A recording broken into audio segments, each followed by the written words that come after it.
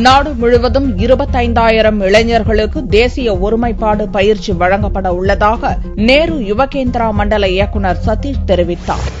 மத்திய அரசின் இளைஞர் நலன் மற்றும் விளையாட்டுத்துறை நேரு யுவகேந்திரா மையம் இணைந்து தஞ்சை தென்னக பண்பாட்டு மையத்தில் தேசிய ஒருமைப்பாடு முகாமை துவக்கியது. 5 நாட்கள் நடக்கும் இந்த முகாமில் அசாம், மகாராஷ்டிரா, கேரளா, தமிழகம் உட்பட 7 மாநிலங்களைச் சேர்ந்த இளைஞர்கள் பங்கேற்றுள்ளனர். முகாமை மாவட்ட கலெக்டர் சுப்பையன், தஞ்சை MP பரசுராமன் ஆகியோர் துவக்கி வைத்தனர். முகாம் தொடர்பாக செய்தியாளர்களிடம் பேசிய நேரு யுவகேந்திரா மண்டல இயக்குநர் சதீஷ், நாடு முழுவதும் 25,000 இளைஞர்களுக்கு தேசிய ஒருமைப்பாட்டு பயிற்சி அளிப்பதாகவும், பயங்கரவாதம், நக்சல் ஆகியவற்றை எதிர்கொள்ள இளைஞர்கள் ஒற்றுமையுடன் செயல்படுவது குறித்து இந்த முகாமில் பயிற்சி அளிப்பதாகவும் கூறினார்.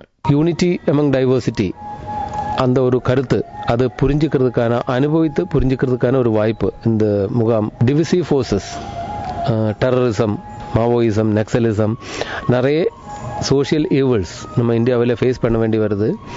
அது அரசாங்கத்தினாலேயோ, போலீஸ்னாலேயோ, மிலிட்ரினாலேயோ தனியாக ஃபைட் பண்ணக்கூடிய பிரச்சனைகள் கிடையாது.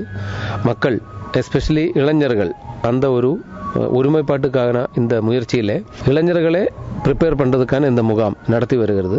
முன்னதாக முகாமில் பல்வேறு மாநில கலைஞர்களின் பாரம்பரிய நடன நிகழ்ச்சிகள் நடந்தன.